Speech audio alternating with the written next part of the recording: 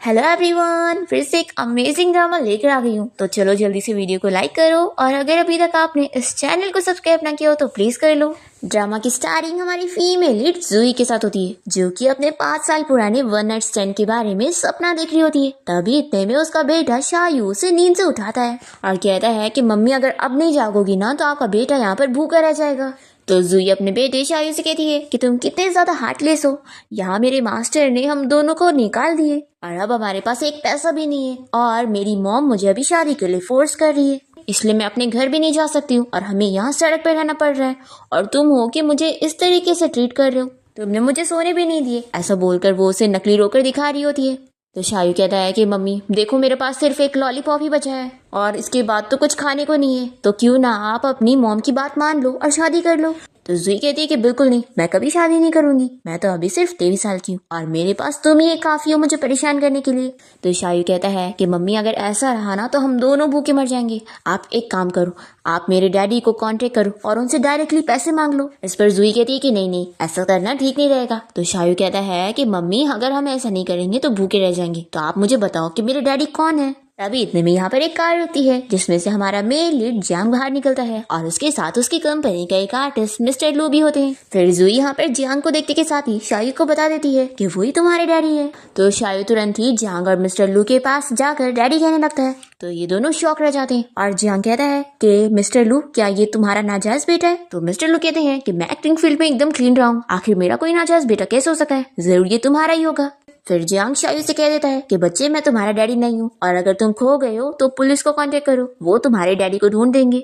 फिर शायू यहाँ से भाग जाता है और जियांग और मिस्टर लू अपनी कंपनी में चले जाते हैं और फिर शायू यहाँ पर आकर जूही को बताता है कि मम्मी दोनों डैडी भाग गए, अब मैं क्या करूँ। तो जूही कहती है कि क्या दो डैडी, तुम्हारा सिर्फ एक ही डैडी है, वो देखो वो जो लेफ्ट में है ना वो तुम्हारे डैडी है और जो राइट में है ना वो मेरे डैडी है। तो आप बताओ तुम्हारे पास 2 ऑप्शन है, हम किससे पैसे ले, तुम्हारे डैडी से या मेरे डैडी से। शायू कहता है कि हम आपके डैडी को नहीं चुन सकते क्योंकि ग्रैंडमा उनसे नाराज है, तो इससे अच्छा रहेगा कि मेरे डैडी को ही चुन लेते हैं। तो जूही कहती है कि ठीक है फिर चलो तुम्हारे डैडी के पास। फिर दोनों यहाँ जियांग की कंपनी में आ जाते हैं, पर सेक्रेटरी गार्ड इन दोनों को रोकने लगता है और कहता है कि उनके कपड़े देखकर ही लग रहा है कि वो कहीं विलेज से उठकर आ गए हैं, तो ऐसी कंपनी में उन्हें एंट्री नहीं मिलेगी। तो जूही बता रही है कि मेरा जो बेटा है ये इस कंपनी के सीईओ मिस्टर जियांग का बेटा है। तो ये सुनकर ना सेक्रेटरी गार्ड को बिलीव होता है और ना पास में खड़ी एम्प्लॉइज को, और वो लोग कहने लगी है कि आखिर मिस्टर जियांग का कोई बेटा कैसे हो सकता है, लगता है ये दोनों भिखारी यहाँ पे फ्रॉड करने आए हैं। ये सुनते के साथ ही जूही और शायू शॉक हो जाते हैं कि उन्हें भिखारी बोला जा रहा है। फिर यहाँ पर और भी सेक्रेटरी गार्ड्स आ जाते हैं इन दोनों को बाहर निकालने के लिए। तो जूही को यहाँ पर इन सभी से फाइटिंग करनी पड़ती है और ये सब देखते हुए शायू बहुत ही इंजॉय कर रहा होता है। तभी एक सेक्रेटरी गार्ड यहाँ पर जूही को मारने वाला होता है, तो शायू अपने वेपन से उसे मारता है। तभी इतने में यहाँ पर जियांग आ जाता है और सेक्रेटरी गार्ड उसे बताने लगते हैं कि बॉस ये लड़की बता रही है कि ये आपके बेटे की मॉम है और हमने यहाँ इसे निकालने की कोशिश की है, तो ये यहाँ ट्रबल क्रिएट कर रही है। तो जियांग इसे चिल्लाता है कि तुम मेरी ही कंपनी में आकर मेरे ही लोगों को मार रही हो। तो जूही कहती है कि ये तो सेल्फ डिफेंस था और वैसे भी मैं यहाँ पर तुम्हें तुम्हारे बेटे से मिलवाने के लिए आई हूँ। फिर शायू जल्दी से जियांग के पास आ रहा होता है, तो जियांग इसे रोकने लगता है। शायू कहता है कि डैडी ये मैं हूँ आपका बेटा। इस पर जियांग कह देता है कि मैंने बोला था ना कि मैं कोई तुम्हारा डैडी नहीं हूँ। तो शायू रोने की एक्टिंग करते हुए कहता है कि आप ही मेरे डैडी हो, मेरी मम्मी ने मुझे अकेला पाला है और मेरी मम्मी ने कितनी मुश्किलों से विलेज में खेती करके पैसे जमा करे ताकि हम आपसे मिल सके, इसलिए डैडी आप हमें ऐसे छोड़ो मत। फिर शायू की बातें सुनकर इन फीमेल एम्प्लॉइज को भी यकीन हो जाता है कि लगता है मिस्टर जियांग ने अपनी वाइफ और अपने बेटी को छोड़ दिया। फिर जूही यहाँ पर शायू को इशारा करती है कि उसने बड़ी कमाल की एक्टिंग किया। फिर मिस्टर लू यहाँ पर जियांग से पूछने लगते हैं कि ये बच्चा मुझे बिल्कुल तुम्हारी तरह दिख रहा है, तो कहीं ये सच में तुम्हारा बेटा तो नहीं। तो जियांग यहाँ पर शायू को देखकर मिस्टर लू से कहता है कि मुझे तो लगता है कि ये तुम्हारी तरह मिलता है, तो कहीं ऐसा तो नहीं कि तुम्हारा और इसका खून का रिश्ता हो। फिर मिस्टर लू यहाँ पर जूही को समझाने लगते हैं कि देखो मिस्टर जियांग आज तो कोई भी लड़की से क्लोज नहीं हुए क्योंकि उनके दिल में पहले ही कोई है, इसलिए लड़की तुम्हारा यहाँ पर कोई झूठ नहीं चलने वाला है। तो जूही कहती है कि मैं कोई झूठ नहीं बोल रही हूँ, मैं सच में तुम्हारे बच्चे की मॉम हूँ। तुम्हें यकीन नहीं हो रहा है तो मैं तुम्हें याद दिलाती हूँ कि 5 साल पहले हम लोग होटल में मिले थे। फिर मिस्टर लू इस पर हंसने लग जाते हैं कि लगता है ये वही लड़की है जिसे तुम 5 साल से ढूंढ रहे हो। जियांग जूही से पूछता है कि तुम क्या सच में वही लड़की हो जो 5 साल पहले मेरे होटल रूम में आ गई थी। वो कहती है कि हाँ वो मैं ही हूँ, और क्या तुम मुझे 5 साल से ढूंढ रहे थे। जियांग कहता है कि लगता है तुम्हें इस बारे में न्यूज मिल गई कि मैं 5 साल पहले वाली लड़की को ढूंढ रहा हूँ, इसलिए तुम मुझे यहाँ चीट करने आई हो। इस पर वो कहती है कि मैं कोई झूठ नहीं कह रही हूँ और ये देखो तुम्हारा बेटा शायू इस बात का एविडेंस है। फिर यहाँ पर जियांग को यकीन करना पड़ता है और वो शायू से पूछता है कि यानी सच में तुम मेरे बेटे हो। तो शायू भी कह देता है कि डैडी अगर आपको यकीन नहीं हो रहा ना तो आप अभी इसी वक्त डीएनए टेस्ट करवा लो। फिर जियांग अपने असिस्टेंट को कॉल करके तुरंत ही अपनी और शायू की डीएनए टेस्ट रिपोर्ट निकलवाने के लिए बोलता है और वो इन लोगों से कह देता है कि जब तक डीएनए टेस्ट के रिजल्ट नहीं आ जाते तुम दोनों मेरे साथ रहोगे। फिर दोनों ही खुशी खुशी रेडी हो जाते हैं और जूही जियांग से कहती है कि मेरे बेटे के डैडी हमें भूख लगी है तो हमें खाना खिला दो। तो इसके बाद जियांग इन लोग को एक रेस्टोरेंट लेके जाता है खाना खिलाने के लिए और इन लोग को ऐसे खाता हुआ देखकर मिस्टर लू कहते हैं कि देखो ये लोग झूठ नहीं कह रहे, सच में बहुत ही भूखे हैं। और मिस्टर लू जियांग से कह रहे होते हैं कि वैसे मुझे तुमसे ये उम्मीद नहीं थी कि तुम बाहर ऐसे काम करोगे। तो आप ये बताओ कि तुम जिस लड़की को ढूंढ रहे थे 5 सालों से वो अब तुम्हारे पास एक बेटा लेकर आ गई है तो तुम बहुत ही खुश हो गए होंगे ना। जियांग कहता है कि अभी डीएनए टेस्ट के रिजल्ट नहीं आए हैं इसलिए मैं पूरी तरीके से यकीन नहीं करूंगा। तभी जूही मिस्टर लू से कहती है कि आपको दूसरों पे हंसने से पहले अपना भी देख लेना चाहिए कि कहीं आपकी भी कोई होमलेस डॉटर बाहर घूम ना रही हो और उसने आपको एक ग्रैंडसन भी दे दी हो। तो मिस्टर लू कहते हैं कि ऐसा हो ही नहीं सकता, मैं तो एंटरटेनमेंट इंडस्ट्री का सबसे क्लीन पर्सन हूँ और मेरे पास तो कोई लड़की नहीं है तो आखिर मेरी कोई बेटी कहाँ से होगी। और वैसे मैं इतना यंग हूँ तो अगर कोई बेटी हुई भी तो क्या ग्रैंडसन भी होगा, ऐसा हो ही नहीं सकता। जूही अपने मन में सोचती है कि 40 की उम्र के हो गए हैं और अपने आप को अभी भी यंग समझ रहे। तभी शायू मिस्टर लू को ग्रैंडपा कहने लगता है तो वो कहते हैं कि मैं अभी बहुत ही यंग हूँ, मुझे ग्रैंडपा मत कहो। जूही कहती है कि बच्चे कभी झूठ नहीं बोलते, आप दिखने में ओल्ड लगते हो इसलिए बच्चे को भी पता लग गया। ऐसा बोलते हुए वो अपने डैड को ओल्ड मैन बोलते हुए उनका मजाक उड़ाने लगती है। फिर इसके बाद जियांग इन दोनों को अपने घर ले आता है और जूही से कह देता है कि मैंने तुम्हें अपने घर तो ले आया हूँ लेकिन मैं अभी तुमसे पहले कुछ चीजें क्लियर करना चाहता हूँ। तो ये कहती है कि कोइंसिडेंटली मुझे भी तुमसे कुछ चीजें क्लियर करनी थी। फिर ये कहता है कि अगर तुम सच में 5 साल पहले वाली वही लड़की हो तो मैं तुमसे शादी कर लूंगा। तो ये कहती है कि रुको, मुझे कोई तुमसे शादी नहीं करनी है, उल्टा मुझे तो तुम्हारे बेटे को 5 साल से पालने के लिए पैसे चाहिए। तो जियांग शॉक होकर पूछता है कि क्या तुम्हें सच में शादी नहीं करनी। तो ये कहती है कि ऑफ कोर्स मैं अपनी सिंगल लाइफ में बहुत ही खुश हूँ तो आखिर मैं शादी करके कब्र में क्यों कूदूंगी। और देखो तुम्हारे लिए कितना अच्छा है ना, मैं तुमसे शादी करूंगी और फ्री में तुम्हें बेटा भी दे रही हूँ। जियांग कहता है कि बिल्कुल नहीं, अगर मुझे पता लग गया कि ये मेरा ही बेटा है तो फिर तुम्हें मुझसे शादी करनी होगी। इस पर वो पूछती है कि क्या तुम मुझे लाइक करने लग गए हो, देखो हम दोनों बड़े हैं तो इन सब चीजों की तुम्हें फिक्र करने की जरूरत नहीं है। तो वो कहता है कि मैं भी बहुत ही क्लीन पर्सन हूँ और मैं अपनी लाइफ में सिर्फ एक ही लड़की को रखना चाहूंगा और वैसे अभी तुम जैसी दिख रही हो ना वैसी लड़की को तो मैं कभी लाइक नहीं करूंगा। तो ये चिल्लाती है कि तुम कैसी बात कर रहे हो, मैं यहाँ इतनी ब्यूटीफुल सी प्यारी सी लड़की हूँ और तुम्हें याद है 5 साल पहले उस रात को तो तुम मुझ में काफी इंटरेस्ट ले रहे थे। जियांग कहता है कि अगर तुम वो बहुत ही मिस कर रही हो तो चलो हम लोग फिर से ट्राई कर लेते हैं। जूही ये सुनते के साथ ही उसके ऊपर हाथ उठाने जा रही होती है पर जियांग इसके दोनों हाथ पकड़ लेता है। तो जूही कहती है कि ठीक है मैं हार मानती हूँ, मेरा हाथ छोड़ो, सच में तुम भी फाइटिंग में बहुत ही अच्छी हो। और वो फिर से उसको मारने की कोशिश करती है तो ये उसका पैर पकड़ लेता है और ये कहती है कि तुम कितनी परवट वाली हरकत कर रहे हो, छोड़ो मुझे। तो ये सुनते के साथ ही वो उसे छोड़ देता है और फिर जूही गिरने वाली होती है तो ये जल्दी से उसे बचाता है और कहता है कि 5 साल पहले तो तुम ऐसी नहीं थी, बहुत ही एक्टिव थी, तो कहीं ऐसा तो नहीं कि तुम मुझे धोखा दे रही हो और तुम वो लड़की हो ही नहीं। तो जूही कहती है कि अच्छा तो तुम मुझे टेस्ट कर रहे थे। फिर वो ये प्रूफ करने के लिए उसे किस कर लेती है। इतने में यहाँ पर शायू आ जाता है और कहता है कि मम्मी डैडी मैं भी यहाँ पर हूँ, आप लोग मेरे सामने ये सब क्या कर रहे हो। फिर जूही यहाँ पर जियांग को चिल्लाती है कि सब तुम्हारी गलती है, देखो अब शायू ने ये सब देख लिया है और अब मैं तुम्हें छोड़ूंगी नहीं। तो ये कहता है कि किस तुमने मुझे करी और चिल्ला मुझे रही हो।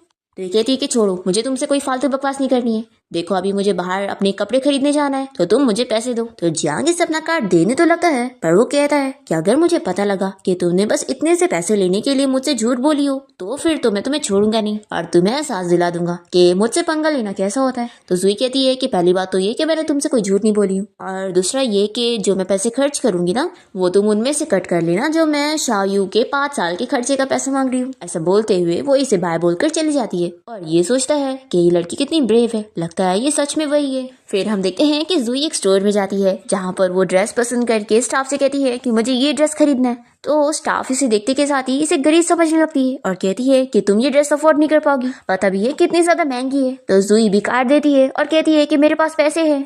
फिर स्टाफ कार्ड देखते के साथ ही जूही को बहुत ही अच्छे से ट्रीट करती है और कहती है कि मुझे नहीं पता था कि तुम हमारे स्टोर की इतनी इंपॉर्टेंट कस्टमर हो और वो उसको चूज करके बोलती है कि वो जो चाहे वो खरीद सकती है। तभी यहाँ पर लीन आ जाती है और वो ये कार्ड देखकर जूही के ऊपर चोरी का इल्जाम लगाने लगती है और कहती है कि ये कार्ड तो जियांग का है तो तुम्हारे पास कैसे, जरूर तुमने चुराई होगी। तो जूही कहती है कि मैंने चुराई नहीं हूँ बल्कि जियांग ने मुझे खुद दिया है। तो लीन कहती है कि ऐसा हो ही नहीं सकता, जियांग के बारे में तो सभी को पता है कि वो आज तक किसी भी लड़की के क्लोज नहीं होता है, तो आखिर वो तुम जैसी लड़की को ये कार्ड क्यों देगा। तो इसलिए ये साबित होता है कि तुम एक चोर हो। तो जुई कहती है कि एक मुझे गरीब समझ रही है और एक मुझे चोर। तुम्हें क्या लगता है कि मुझे इतनी आसानी से कोई भी बुली कर सकता है? तो ये सुनने के बाद लेनी से और चोर चोर कहकर चिढ़ाने लग जाती है। तो जुई को भी गुस्सा आती है और वो इसका हाथ पकड़ के मोड़ देती है और कहती है कि दोबारा मेरे बारे में ऐसा कुछ बोलना मत। तो लिन कहती है कि रुको अभी मैं तुम्हें बताती हूँ, और वो चिल्लाकर सिक्योरिटी गार्ड को बुलाने लगती है। तभी इतने में यहाँ पर स्टोर का मैनेजर आ जाता है और वो जुई के ऊपर हाथ उठाने वाला होता है, पर फिर यहाँ पर हमारा जांग आकर इसका हाथ रोक लेता है। फिर जुई यहाँ पर शायू को देखकर पूछती है कि तुम यहाँ पर क्या कर रहे हो? तो जियांग बताता है कि ये तुम्हारे साथ शॉपिंग करने आना चाहता था तो मैं इसे यहाँ पर लेकर आ गया। शायू जियांग से कहता है कि डैडी देख लो, ये लड़की मेरी मम्मी को बुली कर रही है और उन्हें चोर कह रही है, तो आपको अब मेरी मम्मी की हेल्प करनी होगी उन्हें इनोसेंट प्रूव करने में। लिन ये सुनकर शॉक हो जाती है और जियांग से कहती है कि आखिर ये बच्चा तुम्हें डैडी क्यों कह रहा है? तो यहाँ पर सुई उसे बताती है कि ये मेरा बेटा है और इसका। तो लिन को बिलीव नहीं हो रहा होता है। वो कहती है कि ऐसा कैसे हो सकता है? तो जुई कहती है कि मैं तुम्हें बता दूं कि डीएनए टेस्ट रिपोर्ट के रिजल्ट आते होंगे, फिर ये पता लग जाएगा। तो लिन यहाँ पर जुई को चिल्लाने लगती है कि डीएनए टेस्ट रिपोर्ट के रिजल्ट नहीं आए हैं और तुम सब झूठ कह रही हो, है ना? तो जियांग इसे चिल्लाता है कि वो जुई से इस तरीके से बात नहीं कर सकती। तो लिन जियांग से कहती है कि आखिर तुम इन चीटर्स की बातों में क्यों आ रहे हो? ये लोग फ्रॉड लोग हैं। जियांग कहता है कि डीएनए टेस्ट के रिजल्ट अभी आते ही होंगे और अगर इसने मुझे झूठ बोली होगी तो मैं तो इसे छोड़ूंगा नहीं, लेकिन अगर तुम इसके बारे में ऐसी रूमर फैलाओगी तो फिर तो मैं तुम्हें भी नहीं छोड़ूंगा। तो लिन कहती है कि देखना रिजल्ट आएंगे ना तो तुम्हें पता लग जाएगा कि ये दोनों झूठ कह रहे हैं। तभी इतने में जियांग का असिस्टेंट उसे डीएनए टेस्ट रिजल्ट लाके दे देता है और जियांग देखता है कि ये सच में उसका बेटा है। फिर यहाँ पर शाओयू कहता है कि डैडी आपको पता लग गया ना कि हम लोग झूठ नहीं कह रहे। तो जियांग कहता है कि सॉरी, मैंने तुम्हें और मम्मी को इतने सालों से सफर करवा दिया। और फिर वो यहाँ पर लिन को चिल्लाता है कि जुई अब मेरी वाइफ है और मेरे बेटे की मॉम है, तो अब मेरी हर चीज उसकी हुई, तो अगर कोई मेरी वाइफ को बुली करेगा तो मैं उसे छोड़ूंगा नहीं। फिर यहाँ पर मैनेजर और वो स्टाफ तुरंत ही उससे माफी मांगने लगते हैं। तो जुई कहती है कि ठीक है, मैंने तुम लोग को माफ की। फिर यहाँ पर लिन जियांग का हाथ पकड़ के उसे कहने लगती है कि तुम जरूर ये सब झूठ कह रहे हो ना, मैं तुमसे इतना प्यार करती हूँ, तुम ऐसा कर ही नहीं सकते। तो जियांग इसका हाथ छुड़ाकर कहता है कि तुम्हारे प्यार का मेरे से कोई लेना देना नहीं है और इसी वक्त तुम मेरी वाइफ से माफी मांगो, समझी? फिर लिन जुई को सॉरी बोलकर गुस्से में चली जाती है और जियांग यहाँ पर जुई से बताता है कि मैंने ये पूरा मॉल खरीद लिया हूँ, तो अब तुम जो चाहे वो खरीद दो। ये सुनकर जुई बहुत ज्यादा खुश हो जाती है और सारे ही कपड़े पैक करने के लिए बोल देती है। और फिर वो यहाँ पर इससे कहती है कि चलो अब तुम मुझे 10 मिलियन दे दो। तो ये कहता है कि 10 मिलियन तो बहुत ही कम है, तुम एक काम करो मुझे ही ले लो। ये सुनकर ही शॉक होती है और कहती है कि नहीं, इसकी जरूरत नहीं है, तुम बस 10 मिलियन ही दे दो, वही काफी है। फिर जियांग यहाँ पर अपने असिस्टेंट को शायू को ले जाने के लिए बोलता है और वो जुई का हाथ पकड़ के उसे बाहर ले आता है। वो इसे कहती है कि तुम मुझे मेरे पैसे देने वाले हो या नहीं? मैंने बोली थी ना कि तुम्हें शायू के 5 साल का खर्चा मुझे देना होगा। ये कहता है कि मैं तुम्हें पैसे दे दूंगा, लेकिन मुझे पहले तुमसे कुछ चीजें क्लियर करनी है। तुम मुझे ये बताओ कि जब तुम प्रेग्नेंट हो गई थी तो आखिर तुम मेरे पास क्यों नहीं आई? इस पर वो कहती है कि जैसे कि तुम जानते हो कि हम लोग होटल में बाय चांस मिले थे, तो उसके बाद जब मुझे पता चला कि मैं प्रेग्नेंट हूँ तब तक तो मैं अपने माउंटेन पर थी, पर फिर मैंने सोची कि मैं तुम्हें इस बारे में बता दूं, तो मैं वापस आई थी, लेकिन मुझे पता चला कि तुम्हारी एंगेजमेंट किसी मिस शू के साथ हुई है। तो मैं तो एक अच्छी इंसान हूँ ना, तो मुझे तुम्हारी खुशियाँ खराब नहीं करनी थी, इसलिए मैं चली गई। ये कहता है कि अगर ऐसी बात है तो फिर तुम अभी मेरे पास क्यों आई हो? तो ये इसे बता देती है कि एक्चुअली मेरी मॉम ना मुझे शादी के लिए फोर्स कर रही है और मेरे पास बिल्कुल भी पैसे नहीं है, और एक तो मैंने तुम्हें तुम्हारा बेटा भी तो दी ना, तो तुम्हें मुझे पैसे देने तो बनते ही हैं। तो ये गुस्सा होने लगता है कि तुम्हें पता है मैं 5 सालों से तुम्हें ढूंढ रहा था। ये कहती है कि तुम मुझे पैसे देने वाले हो या नहीं? तो जियांग कहता है कि ठीक है मैं दे रहा हूँ, तुम्हें कैश चाहिए या फिर कार्ड? ये सोचती है कि मेरी मॉम ने मेरा कार्ड ब्लॉक करी हुई है, तो कैश लेना ही ज्यादा बेहतर रहेगा। फिर वो जियांग को कैश के लिए बोल देती है। ये कहता है कि ठीक है मैं तुम्हें 10 मिलियन दे दूंगा, लेकिन मेरी एक शर्त है। फिर वो बोल नहीं जा रहा होता है कि ये इसे कह देती है कि देखो मैं तुमसे शादी तो नहीं करूंगी। तो ये कहता है कि ठीक है मुझे मंजूर है, लेकिन मुझे बच्चे पालने का बिल्कुल एक्सपीरियंस नहीं है और शायू को भी अभी यहाँ की आदत नहीं है, तो क्यों ना तुम बस मेरे साथ 3 महीने के लिए घर पे रह लो, ताकि शायू को यहाँ की आदत हो जाए और फिर तुम 3 महीने बाद जहाँ जाना है वहाँ चली जाना। जुई सोचती है कि अगर मैं इसके साथ इसके घर पे रहूंगी तो मेरी मॉम मुझे ढूंढ नहीं पाएगी और फिर वो मुझे ब्लाइंड डेट के लिए भी फोर्स नहीं कर पाएंगी। फिर वो इसे डील कर लेती है, पर जान के मन में तो चल रहा होता है कि अब मैंने तुम्हें ढूंढ लिया हूँ तो मैं तुम्हें कहीं नहीं जाने दूंगा और उल्टा तुम्हें मुझसे प्यार होके रहेगा। फिर इसके बाद हम यहाँ पर मिस्टर लू के डैड और मॉम को देखते हैं, यानी कि हमारी जुई के ग्रैंड माँ और ग्रैंडपा को। जुई की ग्रैंड माँ यहाँ पर उसके ग्रैंडपा को एक फोटो दिखा रही होती है और बताती है कि उनके बेटे मिस्टर लू के बारे में एक न्यूज फैल रही है और ये फोटो फैल रहा है और लोग कह रहे हैं कि ये उनका नाजायज बेटा है। वो फोटो वही रेस्टोरेंट वाली होती है जिसमें शायू मिस्टर लू को ग्रैंडपा कह रहा था, तभी किसी रिपोर्टर ने फोटो ले लिया। और उनके बारे में ये न्यूज बना दिया। पर तभी यहाँ पर ये ग्रैंडमा कॉल करके पता लगा लेती है और जुई की ग्रैंडपा को बताती है कि हम तो फालतू में ही खुश हो गए, ये तो उस जियांग का बेटा है और लगता है हमारा बेटा हमेशा के लिए सिंगल रहने वाला है। पर ग्रैंडपा को यहाँ पर शक हो जाता है और वो कहते हैं कि लेकिन ये बच्चा हमारे लू से बिल्कुल मिलता है। फिर हम देखते हैं कि आज जियांग के डैड की बर्थडे पार्टी होती है जहाँ पर वो जुई और शायू को लेकर पहुंचता है। शायू तुरंत ही जियांग के मॉम डैड को ग्रैंडमा और ग्रैंडपा बोलते हुए उनसे बात करने लगता है, तो वो लोग भी इसे देखकर बहुत ही खुश होते हैं और कहते हैं कि ये तो बिल्कुल हमारे बेटे जियांग की तरह दिखता है, कितना क्यूट ग्रैंडसन है। तभी यहाँ पर जियांग सभी को जुई से इंट्रोड्यूस कराने लगता है कि ये मेरी वाइफ है, ये है मेरा बेटा शायू। तभी यहाँ पर जुई से कहती है कि आखिर मैं तुम्हारी वाइफ कब से बन गई। जियांग उसे कह देता है कि उसे उसकी बात माननी पड़ेगी, तो जुई भी बस पैसों के लिए इसे बर्दाश्त कर लेती है और सोचती है कि इससे तुम्हें घर जाने के बाद निपटूंगी। इस पार्टी में लिन भी आई होती है और वो जुई को देखकर उसका मजाक उड़ाने लगती है कि तुम जैसी विलेज गर्ल जियांग के लायक है ही नहीं।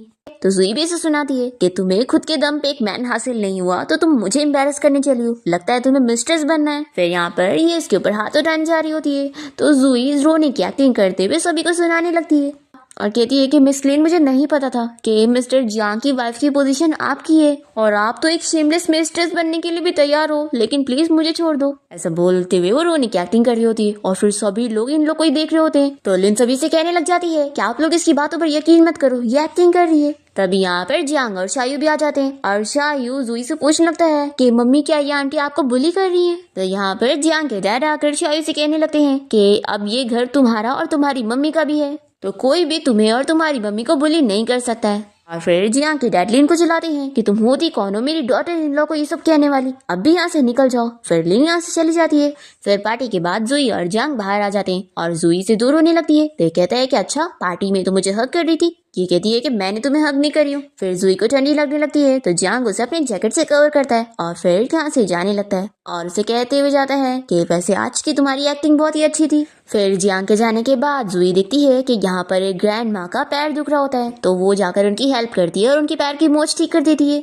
एक्चुअली ये दोनों तो उसके खुद के रियल ग्रैंडमा और ग्रैंडपा होते हैं और वो लोग यहाँ पर जुई की तारीफ करते हैं कि उसने उनकी हेल्प कर दी। और ये लोग उससे पूछ लेते हैं कि आखिर शायू के साथ उसका क्या रिलेशन है, तो ये बताती है कि वो मेरा बेटा है। और फिर जुई यहाँ से चली जाती है और ये लोग समझ जाते हैं कि ये लड़की बिल्कुल हमारे लू की तरह दिख रही है, तो जरूर ये लू की बेटी है, तभी तो इसका बेटा भी लू से मिलता है। फिर ये लोग घर जाने के बाद अपने बेटे लू को नील डाउन करवा कर उसे पूछते हैं कि तुम हमें सच बताओ, क्योंकि हमने तो पता लगा लिए हैं कि उस लड़की की कोई मम्मी है लेकिन उसका कोई डैडी नहीं है और वो लड़की बिल्कुल मेरी तरह दिखती है जब मैं यंग थी, तो मुझे पूरा यकीन हो गया कि वही मेरी ग्रैंड डॉटर है, यानी कि तुमने बाहर कोई ऐसा काम कर रहे हो और हमें बताया भी नहीं।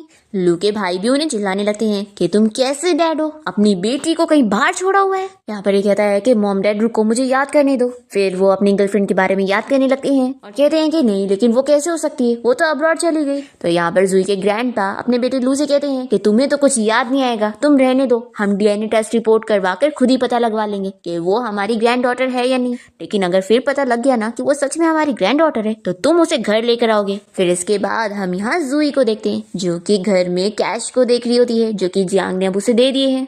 तभी इतने में यहाँ पर जियांग की मॉम आ जाती है और वो इसे देखकर कहती है कि क्या ये कपड़े मेरे बेटे जियांग ने तुम्हें दिलाए। इनके एटीट्यूड और बातों से ये समझ जाती है कि ये मेरे को बिल्कुल पसंद नहीं करती है। फिर वो कह देती है कि मैंने आपके बेटे को एक बेटा दी हूँ, तो क्या अगर वो मुझे थोड़े से कपड़े दिला देगा तो इसमें कुछ गलत है। तो यहाँ पर जियांग की मॉम से काट देते हुए कहती है कि इसमें इतने पैसे हैं जितने में तुम जिंदगी भर कपड़े खरीद सकती हो, तो मैं चाहती हूँ कि तुम मेरे बेटे और मेरे ग्रैंडसन को छोड़कर यहाँ से चली जाओ। तो जुई कहती है कि मुझे जो पैसे चाहिए थे ना वो मुझे मिल चुके हैं, और रही बात आपके बेटे की तो उसमें तो मैं बिल्कुल इंटरेस्टेड हुई नहीं। तो अगर आपको कपड़े किसी को दिलाने हैं ना तो अपने बेटे को दिलाओ। तो जियांग की मॉम कहती है कि एक्टिंग मत करो, मैंने तुम्हारी एक्टिंग पार्टी में अच्छे से देख ली थी और मैं समझ गई थी कि तुम सही लड़की नहीं हो, इसलिए तुम मेरी डॉटर इन लॉ नहीं बन सकती। तो जुई कहती है कि अगर आप ऐसा बोलेंगी ना तो फिर तो मैं सच में आपके बेटे को फंसा कर आपकी डॉटर इन लॉ बन के रहूंगी। तो जियांग की मॉम गुस्सा होने लगती है और कहती है कि लगता है आज मुझे तुम्हें सबक सिखाने होगा ताकि तुम्हें बड़ों की इज्जत करना आ जाए। जुई कहती है कि ऐसा मत करो, अगर मैंने आपसे फाइटिंग कर ली और आपकी पुरानी हड्डियों में चोट आ गई तो फिर मैं आपकी मेडिकल फीस नहीं भरने वाली हूँ। तो जियांग की मॉम यहाँ पर उसे फाइट करने के लिए आगे बढ़ती है और कहती है कि अब तुम डर क्या रही हो, सामने आओ ना। फिर दोनों के भी बीच में फाइटिंग का राउंड 1 शुरू हो जाता है और ये सारी चीजें शाओयू वीडियो में कैप्चर कर रहा होता है और वो ये वीडियो जियांग को भेज देता है और उसे कह देता है कि डैडी देखो, मम्मी और ग्रैंडमा यहाँ घर पे कंपटीशन कर रही है, तो आपको क्या लगता है कौन जीतेगा। फिर जियांग जैसे ये वीडियो देखता है तो वो तुरंत ही घर पहुंचता है और फिर वो ये देखकर शॉक हो जाता है कि उसकी मॉम और जुई के बीच में तो बड़ी फ्रेंडशिप हो चुकी है और वो लोग तो एक दूसरे की फाइटिंग मूव की तारीफ कर रही होती है। फिर जियांग यहाँ पर आकर अपनी मॉम और जुई से पूछता है कि क्या आप दोनों ठीक है। तो जियांग की मॉम कहती है कि तुम अचानक से घर कैसे आ गए, और वैसे तुम्हें पता है जुई कितनी अच्छी फाइटर है, मेरी और इसकी तो काफी जम गई है, ये बिल्कुल मेरी तरह है। शायू कहने लगता है कि लेकिन ग्रैंडमा आप तो हार गई थी। तो ये कहती है कि अरे मेरे प्यारे ग्रैंडसन, सभी के सामने मुझे एक्सपोज मत करो। जुई जियांग की मॉम से कहती है कि आपने बस प्रैक्टिस नहीं करी हो, नहीं तो आप तो मुझे पक्का हरा ही देती। तो जियांग की मॉम बड़ी खुश हो जाती है कि मेरी डॉटर इन लोग कितनी स्वीट है, मेरी कितनी तारीफ कर रही है। फिर जियांग यहाँ पर गुस्सा होने लगता है कि आप दोनों को फाइटिंग ही करनी थी तो आप लोग बाहर क्यों नहीं गई, आप लोगों ने सारी मेरे एंटिक्स को तोड़ दिया। तो जियांग की मॉम कहती है कि फिक्र मत करो, अगली बार हम लोग केयरफुल रहेंगे। फिर इसके बाद जियांग की मॉम यहाँ से निकल रही होती है और जुई उनका हाथ पकड़ के उन्हें बाहर छोड़ने जाती है। जियांग की मॉम कहती है कि अगर कभी तुम्हें जियांग बुली करेगा ना तो मुझे बताना, मैं इसे तुम्हारे लिए सबक सिखाऊंगी। तभी जियांग बीच में आकर इन्हें दूर करता है और अपनी मॉम से कहता है कि मॉम अब आपको घर जाना चाहिए। कि मॉम कहती है कितने रूड हो तुम। तो जुई भी कहती है कि हाँ ये रूड है। और फिर वो जियांग की मॉम से पूछती है कि नेक्स्ट टाइम हम जब मिलेंगे तो फिर से फाइटिंग करेंगे। तो जियांग की मॉम कहती है कि वो तो मैं जरूर करती, लेकिन ना अभी मैं कुछ टाइम के लिए बिजी होने वाली हूँ तुम दोनों की शादी की तैयारी में। फिर जुई ये सुनने के बाद शॉक होती है और जियांग की मॉम को बताने जा रही होती है, तो ये जल्दी से उसे रोकता है और अपनी मॉम से कहता है कि मॉम शादी की तैयारी करने के लिए थैंक यू। फिर उसकी मॉम चली जाती है और फिर जुई जियांग से कहती है कि तुमने मुझे बोलने से रोका क्यों, आखिर मैं कब तुमसे शादी करना चाहती हूँ। तो वो तो इसे कार की चाबी देकर इसका मुंह बंद करा देता है और ये बहुत ही खुश होकर कार ड्राइव करने के लिए जाती है। तभी एक बंदा यहाँ पर जुई पर नजर रख रहा होता है और वो उसके डैड को कॉल करके बता देता है कि जुई घर से निकल चुकी है। फिर उसके डैड यानी कि मिस्टर लू जुई का पीछा करते हैं और जुई को भी पता लग जाता है कि उसके डैड ही उसका पीछा कर रहे हैं, तो वो और तेजी में कार चलाने लग जाती है। फिर मिस्टर लू भी तेजी में चलाते हैं और फिर वो बीच में कार रोक देती है और अपने डैड से बात करने के लिए चाहती है। तभी उसके डैड उसे कहने लगते हैं कि इतना तेज गाड़ी मत चलाया करो, ये तुम्हारे लिए सेफ नहीं है। और फिर वो देखते हैं कि उसकी टायर पंचर हो गई है। तो जुई भी ये देखने के बाद अपनी कार का टायर ठीक करने जाती है। तो इसके डैड कहते हैं कि तुम रहने दो, मैं करता हूँ। वो मना भी करती है तो भी उसके डैड खुद ही करने चाहते हैं। तो सोचती है कि अब वो सामने से बोल रहे हैं तो मैं भी हेल्प ले ही लेती हूँ। और फिर वो इन्हें देखते हुए सोचती है कि वैसे मेरे डैड सच में बहुत ही हैंडसम है, तो उन पर बहुत सारी लड़कियां तो मरती ही होंगी, तभी तो इन्होंने मेरी मम्मी को चीट कर दिया और मम्मी इनसे गुस्सा होकर अब्रॉड चली गई। जुई सोचती है कि लेकिन अगर ऐसा ना हुआ होता तो हम लोग एक हैप्पी फैमिली होते, पर फिर वो अपने आप को समझाती है कि नहीं, लाइफ में कोई अगर मगर नहीं होता। फिर यहाँ पर वो बाहर निकलती है और उसके डैडी उसे बताते हैं कि उन्होंने उसकी गाड़ी का टायर ठीक कर दिए। फिर जुई उनसे पूछती है कि अब आप मुझे बताएंगे कि आप मेरा पीछा क्यों कर रहे थे। तो उसके डैडी से पूछते हैं उसकी मॉम का नाम लेकर कि क्या वो उन्हें जानती है। तो जुई तुरंत मना कर देती है कि वो उन्हें नहीं जानती और पूछती है कि वैसे आप मुझसे पूछ क्यों रहे हैं, क्या वो कोई आपकी रिश्तेदार है।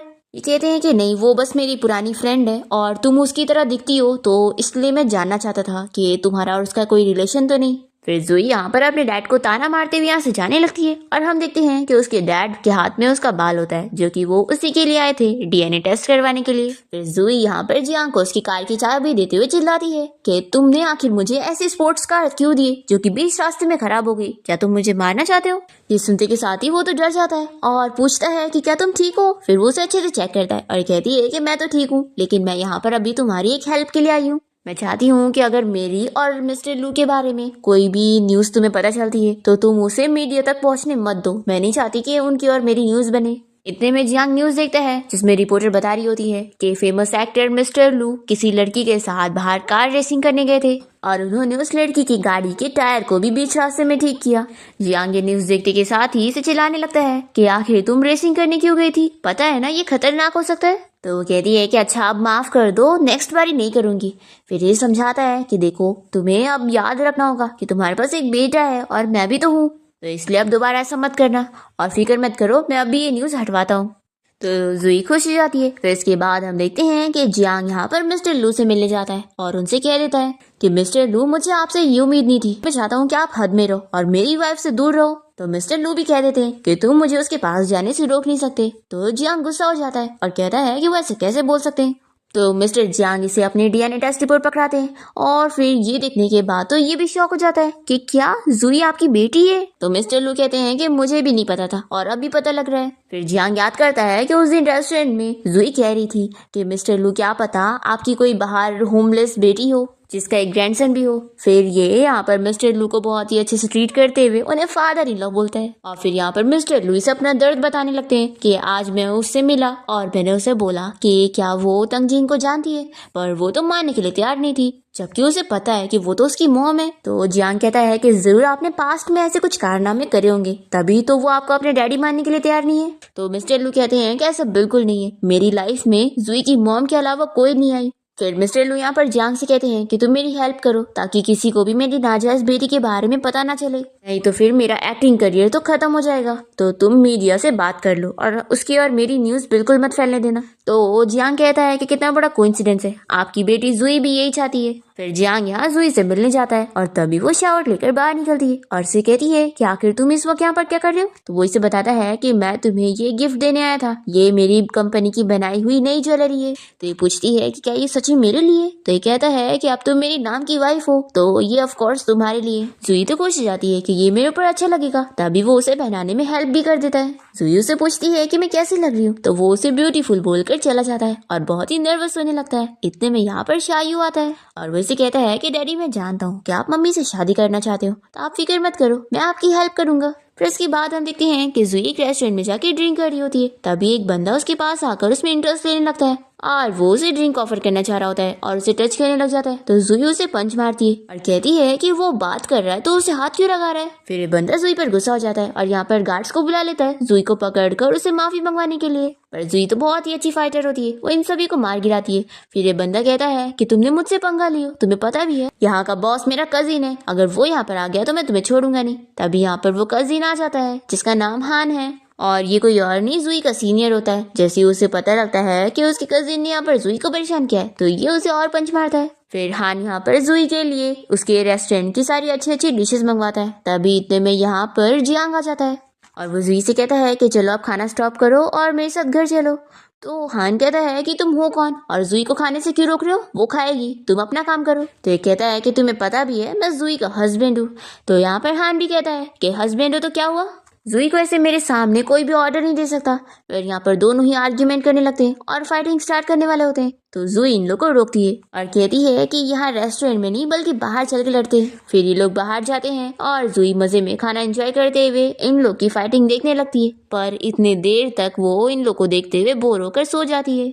और फिर काफी देर बाद उठने के बाद उन लोग से पूछती है कि क्या अब तुम लोग की फाइटिंग खत्म हुई, तो कौन जीता। फिर दोनों उसे गुस्से में देख रहे होते हैं। तो जुई यहाँ पर जियांग को बताती है कि ये मेरा सीनियर ब्रदर है और हान को बताती है कि ये मेरे बेटे का डैडी है। फिर इसके बाद जुई यहाँ पर अपने सीनियर से काफी सारी बातें कर रही होती है अपने मास्टर के बारे में और दूर से जियांग इन लोग को देखकर जेलस होता है। फिर इसके बाद जुई और जियांग घर आ जाते हैं और फिर जुई यहाँ पर शायद से कहती है कि देखो मैंने तुम्हारे लिए लॉलीपॉप लेकर आई हूँ। फिर वो ये देखकर बहुत ही खुश हो जाता है। जियांग कहता है कि अगर मेरे बेटे को ये पसंद है तो मैं तुम्हें हर दिन दिला दूंगा। फिर जुई यहाँ पर शायू को लॉलीपॉप लेने से रोकती है और कहती है कि पहले तुम मुझे ये बताओ कि तुम्हारे डैडी को इस बारे में कैसे पता चला कि मैं बाहर में थी। फिर शायू यहाँ से भागने की कोशिश करता है तो वो पकड़ लेती है।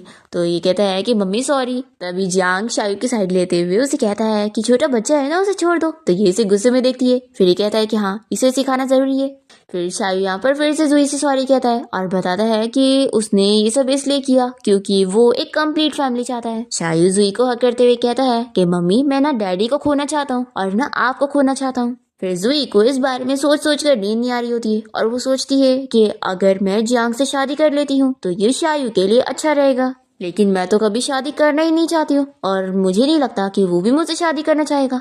वो अपने आप को समझाती है कि ठीक है बस और सोचने की जरूरत नहीं है, अब बस मैं सो जाऊं। वो कितनी मुश्किलों से सोने की कोशिश करती है। फिर नेक्स्ट डे जुई के डैड उसे बाहर मिलने के लिए बुलाते हैं। तो वो कहती है कि ये मुझे यहाँ पर क्यों बुलाया हुआ है। तो वो यहाँ पर जुई को बता देते हैं कि मुझे पता लग गया है कि मैं तुम्हारा डैडी हूँ और देखो मुझे तो इस बारे में पता ही नहीं था क्योंकि तुम्हारी मॉम तो मुझे छोड़कर चली गई थी और मैं बस तुमसे चाहता हूँ कि तुम इस बारे में किसी को मत बताना क्योंकि मैं नहीं चाहता हूँ कि इस चीज की वजह से मेरा करियर खराब हो। जुई को बुरा लगता है कि आपको बस अपनी करियर की पड़ी है। वो कह देती है कि है ठीक है, मैं समझ लूंगी कि मेरा कोई डैडी है ही नहीं। ऐसे बोलकर वो गुस्से में जाने वाली होती है तो उसके डैड उसका हाथ पकड़ के रोकते हैं। तभी इतने में लिन इन दोनों को देख लेती है और इन लोग की जल्दी से फोटो लेने लग जाती है। जुई के डैड उसे कहते हैं कि तुम गुस्सा क्यों हो रही हो, मुझे जियांग ने बताया था कि तुम भी तो यही चाहती हो ना। जुई कहती है कि ठीक है, मैं आपसे गुस्सा नहीं होंगी। ऐसा बोलकर वो चली जाती है।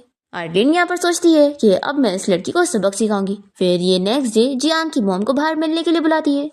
जियांग की मॉम यहाँ पर लिन से पूछती है कि तुम तो वही लड़की हो ना जिसे उस दिन पार्टी में निकाला गया था, आखिर तुम्हें मुझसे क्या काम है। तो ये बताती है कि एक्चुअली मैं जियांग को लाइक करती हूँ और मैं नहीं चाहती हूँ कि कोई और लड़की उसे धोखा दे, इसलिए मैं आपको उस जुई की असलियत दिखाना चाहती हूँ। और फिर ये इन्हें मिस्टर लू और जुई की वो फोटो दिखा देती है और कहती है कि देखो ये आपके बेटे के पीठ पीछे कैसा काम कर रही है, तो ऐसी लड़की उसकी वाइफ बनने लायक है नहीं। जियांग की मम्मी से फोटो लेकर कह देती है कि तुम इसके बारे में किसी और को मत बताना। लिन कहती है कि आंटी मैं जानती हूँ, मैं आखिर जियांग की रेपुटेशन क्यों खराब करूंगी। फिर जियांग की मॉम से ये कहते हुए यहाँ से चली जाती है कि वो इस चीज से डील कर लेंगी और लिन को लगता है कि अब ये जुई को निकाल देंगी। फिर इसके बाद हम देखते हैं कि जुई यहाँ पर जियांग के पास जाकर अपने डैड की बुराई कर रही होती है कि देखो कैसे बुरे है वो, अगर उन्हें बच्चा चाहिए नहीं था तो बच्चा किया क्यों, और मुझे कह रहे थे कि मैं इस बारे में किसी को ना बताऊं। सच में तो ये कहता है कि सच में वो बहुत ही बुरे हैं, उन्होंने तुम्हें बुली किया है ना, तो मैं जाकर उन्हें बुली करता हूँ, तुम रो मत, नहीं तो मैं इसी वक्त ही उन्हें काम से निकाल दूंगा। तो जुई इसके लिए मना कर देती है कि रहने दो, ये बहुत ही हार्टलेस होगा। फिर वो इसे बताता है कि वैसे कल एक पार्टी होने वाली है और तुम्हें उसमें वही नेकलेस पहन के आना होगा, ठीक है, क्योंकि वो मेरा प्रोडक्ट का लॉन्च इवेंट है। जुई अपसेट होती है इसलिए वो आने से मना कर रही होती है। तो ये उसे बताता है कि पार्टी में बहुत ही अच्छे खाने के लिए स्नैक्स भी रहेंगे। तो जुई खाने की लालच में मान जाती है। दूसरी तरफ यहाँ पर मिस्टर लू की मॉम उन्हें घर पे पकड़ लेती है और कहती है कि ये बताओ कि मेरी ग्रैंड डॉटर की डीएनए टेस्ट रिपोर्ट का क्या हुआ। तो वो कहते हैं कि अभी टेस्ट रिपोर्ट के रिजल्ट आए नहीं है। तो मिस्टर लू की मॉम उन्हें चिल्लाती है कि तुम हमें झूठ कह रहे हो, टेस्ट रिपोर्ट तो देखो आ चुकी है। फिर ये नीला होकर माफी मांगते हैं और इनकी मॉम इन्हें स्टिक से मारती है और कहती है कि तुमने हमसे इतनी बड़ी बात छुपा के रखे थे। तो वो कहते हैं कि अभी मेरी शूटिंग स्टार्ट होने वाली है और मैं इस न्यूज को फैलने नहीं दे सकता हूँ। तो इनकी मॉम इन्हें और मारती है कि तुम्हें बस अपनी काम की पड़ी है और बेटी की कुछ पड़ी ही नहीं। ये कहते हैं कि मेरी भी तो कुछ इज्जत है ना, उसकी मॉम मुझे छोड़कर चली गई तो आखिर मैं उससे कैसे लेने जाऊँ। तो फिर इनकी मॉम यहाँ पर बीमार उनकी एक्टिंग करने लगती है और फिर इनके डैड कहने लगते हैं कि ये देखो ब्रेसलेट, ये मेरी ग्रैंड डॉटर इन लोग के लिए मैंने लिया हूँ। देखो मैं नहीं जानता कि तुम दोनों वाइफ और हस्बैंड के बीच में क्या प्रॉब्लम हुई है, लेकिन अपनी वजह से अपनी बेटी की तो लाइफ मत खराब करो और कम से कम उसके लिए अपने इस करियर को और अपनी इस इज्जत को पीछे रखते हुए उसे घर लेकर आओ। फिर मिस्टर लू अपने मॉम डैड की बात मानते हुए जुई से मिलने के लिए जाते हैं। फिर इसके बाद जुई यहाँ पार्टी में जाने के लिए तैयार हो जाती है और वो यहाँ जियांग से पूछती है कि मैं कैसी लग रही हूँ। तो वो कहता है कि बहुत ही ब्यूटीफुल, मैंने तुमसे ब्यूटीफुल लड़की अब तक नहीं देखा। तो वो कहती है कि तुम्हें स्वीट बातें करना आता है, तो चलो सिर्फ शायू की वजह से ही मैं तुम्हारे साथ पार्टी में चलने के लिए मान रही हूँ। और वो उसका हाथ पकड़ लेती है। तो वो कहता है कि अचानक से तुम इतनी ज्यादा प्रोएक्टिव कैसे हो गई।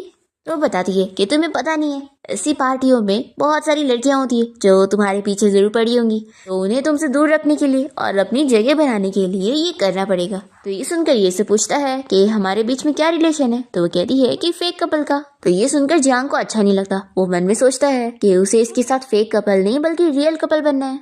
जुई कहती है कि सोच क्या रहे हो। तभी ये जल्दी से उसे अपने क्लोज कर लेता है और दोनों एक दूसरे को देखते रह जाते हैं। इतने में यहाँ पर शायू आ जाता है और कहता है कि मम्मी डैडी अब यहाँ पर मत शुरू हो जाना, चलो जल्दी, हम लोग को जाने के लिए देर हो रही है। फिर तीनों ही साथ में पार्टी में पहुंचते हैं और जियांग और जुई को साथ में देखकर सभी लोग इन लोग के कपल को पसंद कर रहे होते हैं। इस पार्टी में लिन भी आई होती है और वो जियांग की मॉम को साइड में ले जाती है बात करने के लिए।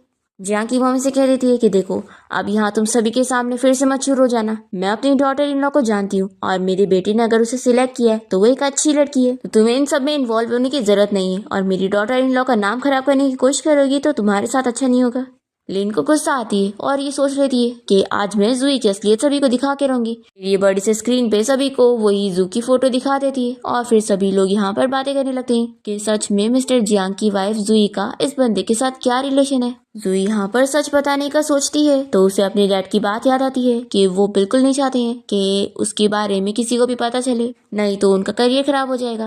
पर फिर जैसे ये कुछ बोलने जा रही होती है इतने में उसके डैड यहाँ पर खुद ही आ जाते हैं और वो रिपोर्टर्स को बता देते हैं कि जुई उनकी नाजायज बेटी है और ये प्रूफ करने के लिए उनके पास डीएनए टेस्ट रिजल्ट भी है। तो रिपोर्टर्स यहाँ पर मिस्टर लू से कहते हैं कि आप जो कह रहे हैं इसकी वजह से आपके फैंस को कितना दुख पहुंचेगा।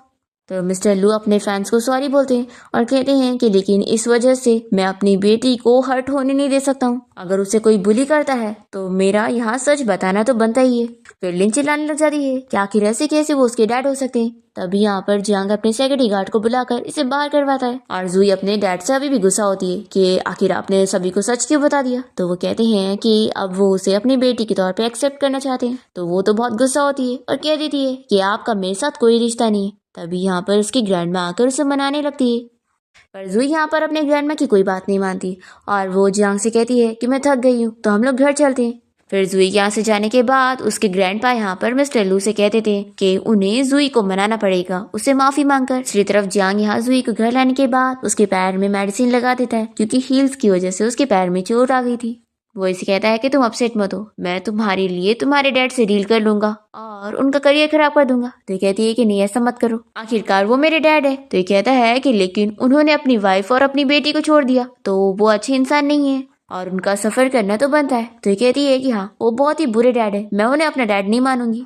तो ये कहता है कि फिक्र मत करो, मैं हूं ना तुम्हारे साथ, और उसके सर पर टच करने लगता है। तो ये कहती है कि तुम ये क्या कर रहे हो, और वैसे भी अब काफी रात हो गई है तो तुम मेरे रूम से बाहर निकलो। तो जियांग इसके पास जाकर उसे रेस्ट करने का बोलकर चला जाता है। फिर नेक्स्ट मॉर्निंग जब जुई अपने रूम से बाहर आती है तो वो देखती है कि उसके डैड यहाँ उसके घर आकर उसके सारे काम कर रहे हैं और वो जुई को देखते के साथ ही उसे बताने लगते हैं कि उसकी ग्रैंडमा ने यहाँ पर उसके लिए सूप भेजी हुई है और उसके अंकल यानी कि उनके भाई ने यहाँ पर उसके लिए गिफ्ट भेजा है। जुई कहती है कि आप चले जाओ यहाँ से, मैं आपके साथ वापस नहीं जाने वाली हूँ। तो ये कहते हैं कि प्लीज अपने डैडी को माफ कर दो, देखो अब मुझे अपनी गलती का एहसास हो गया है। तो जुई कहती है कि मैं तभी आपको माफ करूंगी जब मेरी मॉम आपको माफ करेंगी। तो जुई के डैड कहते हैं कि ठीक है, मैं तुम्हारी मॉम के पास जाता हूँ ताकि तुम दोनों माँ बेटी मुझे माफ कर दो और मान जाओ। और फिर जुई के डैड जल्दी जल्दी से उसकी मॉम से मिलने के लिए यहाँ से चले जाते हैं और जुई को तो पता होता है कि मेरी मॉम इतने गुस्से वाली है, वो नहीं मानेंगी। तभी इतने मेरे से इसकी मॉम की कॉल आ जाती है और वो जुई को चिल्लाने लगती है कि आखिर वो उनके पीठ पीछे यहाँ पर उसके डैड से कैसे मिल सकती है। तो जुई सोचती है कि अब इस बार मम्मी से मुझे कौन बचाएगा, पिछली बार तो मेरे सीनियर ने मुझे बचा लिया था। तभी यहाँ पर शायू आ जाता है और कहता है कि मम्मी आप फिक्र मत करो, डैडी है ना आपको प्रोटेक्ट करने के लिए। तो जुई कहती है कि लेकिन मुझे तो तुम्हारे डैडी से हेल्प मांगने के लिए शर्म आ रही है। तो शायू कहता है कि मम्मी फिक्र मत करो, मेरे पास एक रास्ता है। दूसरी तरफ हम देखते हैं कि जियांग अपने ऑफिस में होता है और लिन यहाँ पर उसे मिलने आई होती है। वो उसे चिल्लाता है कि कल जो तुमने प्रेस कॉन्फ्रेंस में हरकत की थी उसकी वजह से अब मैं तुम्हें अपनी कंपनी से फायर कर रहा हूँ। लिन यहाँ पर माफी मांगती है कि मुझे नहीं पता था कि मिस्टर लू तो उस जुई के डैडी है। जियांग उसे चिल्लाता है कि वो उसकी कोई एक्सप्लेनेशन नहीं सुनना चाहता है और वो यहाँ से उसे निकाल देता है। फिर लिन को बहुत ही गुस्सा आती है और वो यहाँ पर किसी लड़की को कॉल करके अब्रॉड से वापस आने के लिए बोलती है। फिर जियांग घर पहुँचता है तो वो शायू को देखकर कहता है कि तुम अभी तक सोए नहीं। ये कहता है कि डैडी मुझे बहुत ज्यादा गुस्सा आ रही है, कल आप कुछ नहीं कर पाए थे ना और मम्मी ने इतने अच्छे टाइम पर आपको रूम से बाहर निकाल दी थी। ये कहता है कि हाँ ऐसे ही हुआ था। फिर शायू जियांग के कान में उसे आइडियाज देने लगता है और एक्चुअली ये आइडिया होता है जुई को सेड्यूस करने का और जियांग भी सोचता है कि उसका बेटा भी बड़ा कमाल का है। अब तभी इतने में जुई इसे देख लेती है जो कि ड्रिंक की बोतल लेके जा रही थी और वो इसको टच करने जा रही होती है। तभी ये इसे रोकता है और फिर ये बहाना करते हुए पूछती है कि मैं तुम्हें ड्रिंक के लिए इनवाइट करना चाहती थी। तो ये कहता है कि ठीक है मैं ड्रेस पहन कर आता हूँ। फिर इसके बाद वो शर्ट के बटन खोल के रख रहा होता है तो ये बहुत ही ज्यादा शाय फील कर रही होती है और फिर वो बहुत ज्यादा ड्रिंक कर लेती है और फिर वो ड्रंक होने के बाद इसे बता देती है कि एक्चुअली ना मेरी मॉम मेरे पीछे पड़ी हुई है और वो मुझे शादी के लिए फोर्स करी जा रही है और मैं उनसे फाइट नहीं कर सकती हूँ, इसलिए अब तुम्हें मुझे प्रोटेक्ट करना होगा। तो जियांग भी उससे प्रॉमिस कर लेता है कि मैं तुम्हें प्रोटेक्ट करूंगा। जुई खुश हो जाती है कि तुम कितने अच्छे हो, रुको मैं तुम्हें और ड्रिंक देती हूँ। पर ड्रिंक की बोतल खाली हो गई होती है तो कहती है कि रुको मैं और लेकर आती हूँ। इतने में जियांग उसे रोकता है और कहता है कि तुम अब काफी ड्रंक हो गई हो तो चलो मैं तुम्हें सोने के लिए लेकर चलता हूँ। पर जुई मानने के लिए तैयार नहीं होती और तभी वो उसके ऊपर गिर जाती है और फिर उसे बताने लगती है कि तुम्हें पता है मैं उस रात को तुम्हारे परफॉर्मेंस से काफी ज्यादा सेटिस्फाइड थी और ना मैं तुम्हें एक सीक्रेट बताती हूँ कि मेरा और तुम्हारा एक क्यूट से बेबी है। तो वो कहता है कि ये तो मैं जानता हूँ। तो ये कहती है कि फिर मैं तुम्हें एक और सीक्रेट बताती हूँ कि मैं शादी करना ही नहीं चाहती हूँ। ये कहता है कि ये भी मैं जानता हूँ। तो जुई कहती है कि तुम तो सब कुछ जानती हो, तो चलो अच्छा ये बताओ कि मेरी मॉम कौन है। तो ये कहता है कि ये तो मैं नहीं जानता, तुम ही बता दो। तो जुई कहती है कि मैं नहीं बताऊंगी। फिर ये कहता है कि अच्छा मेरे ऊपर से उठ जाओ नहीं तो मैं अपने आप को कंट्रोल नहीं कर पाऊंगा। पर तभी जुई तो इसके ऊपर ही सो जाती है। फिर ये इसे बेड पे लिटा देता है। फिर नेक्स्ट मॉर्निंग जब उठती है तो ये इसके लिए हैंगओवर सूप लेकर आता है और ये कहती है कि आखिर तुम मेरे रूम में क्या कर रहे हो। वो इसे चिल्लाने लग जाती है कि क्या तुमने मेरा फायदा उठाया। तो वो कहता है कि फायदा तो तुमने मेरा उठाई हो, कल रात के बारे में याद करो। फिर वो जब याद करती है तो इसे सॉरी कहती है और ये इसे बताता है कि फिक्र मत करो, तुमने मुझे बोली थी ना कि मैं तुम्हारी मॉम से तुम्हें प्रोटेक्ट करूँ, तो वो मैं जरूर करूंगा। फिर इसके बाद ये दोनों शायू को स्कूल छोड़ने के लिए जाते हैं और यहाँ पर शायू जियांग से पूछ लेता है कि डैडी चलो जल्दी से बताओ, मम्मी ने क्या कल रात को आपको शादी करने के लिए हाँ बोल दी। जू ये सुनने के बाद जियांग को देखने लगती है तो जियांग कहता है कि तुम्हें स्कूल जाना है ना, जल्दी से जाओ। अब तभी इतने में एक कार रुकती है और यहाँ पर जुई की मॉम आई होती है। उन्हें देखकर जुई डरने लगती है और जियांग के पीछे आकर उसे कहती है कि तुमने बोला था ना कि तुम मुझे बचाओगे, तो अब तुम्हारी बारी है। जुई की मॉम उसे डांटने लगती है तो जियांग कहता है कि मदर इन लॉ हम लोग साथ में बैठकर भी बात कर सकते हैं। फिर यहाँ पर जुई का सीनियर हान भी आया होता है तो ये उससे बात करने लग जाती है और इन लोग को देखकर जियांग जेलस होता है। इसके बाद जुई अपनी मॉम को बताती है कि एक्चुअली मैं खुद इसे ढूंढने यहाँ पर नहीं आई थी, उल्टा इसने खुद डीएनए टेस्ट करवा के मेरे बारे में पता लगा लिया और इसने खुद ही हमारी रिलेशनशिप को पब्लिक कर दिया और मुझे तो इसमें फोर्स किया गया है। तो जुई की मम कहती है कि हाँ मैं तुम्हें अच्छे से जानती हूँ, तुम इतनी तेज हो कि तुम्हें कोई फोर्स कर ही नहीं सकता है। फिर यहाँ पर जियांग सारी गलती अपने ऊपर लेने लगता है और फिर हान भी यहाँ पर जुई की साइड लेता है। तो जुई की मम कहती है कि तुम दोनों इसकी साइड ले रहे हो। फिर जुई कहती है कि मम्मी वैसे मुझे मिस्टर लू के बारे में बताना था कि वो आपको ढूंढने के लिए अब्रॉड चले गए। तो जुई की मम गुस्से में कहती है कि आखिर वो मुझे ढूंढने क्यों गया, वैसे भी उसके पास तो 3-4 गर्लफ्रेंड थी ना, फिर भी वो मेरे पास आकर मेरी बेटी को मुझसे छीनना चाहता है, ऐसा हो नहीं सकता। तो जियांग इनसे पूछता है कि मैंने तो आपके बारे में सुना कि आपने अपने हस्बैंड को छोड़ी हो। जुई की मम कहती है कि ये झूठ है, आखिर वो मेरे बारे में क्या झूठ फैला रहा है, मैं उसे छोड़ूंगी नहीं। तो यहाँ पर जुई कहती है कि मॉम मैं आपके फुल सपोर्ट में हूँ। तो जुई की मम कहती है कि तुम्हें क्या लगता है तुम मुझसे ये कुछ अच्छे वर्ड्स बोल लोगी तो मैं तुम्हें माफ करूंगी। फिर जुई भागने लगती है और उसकी मॉम उसके पीछे जाती है। फिर जुई की मॉम और हान यहाँ से चले जाते हैं तो जुई यहाँ पर जियांग को थैंक्स बोलने लगती है कि तुम्हारी वजह से मैं अपनी मॉम से मार खाने से बच गई। तो कहता है कि थैंक्स की जरूरत नहीं, क्योंकि मैंने तुमसे जो प्रॉमिस किया था वही पूरा किया हूँ। जुई तो यहाँ पर बड़ी खुश हो रही होती है कि आज मैं अपने सीनियर के साथ बाहर डिनर पे जा रही हूँ। फिर जुई हान के साथ रेस्टोरेंट गई होती है और अपना डिनर एंजॉय कर रही होती है। तभी यहाँ पर अचानक से वो उसे प्रपोज करने लगता है और अपनी फीलिंग्स बता देता है कि वो उसे काफी टाइम से लाइक करता है और उसे शादी भी करना चाहता है।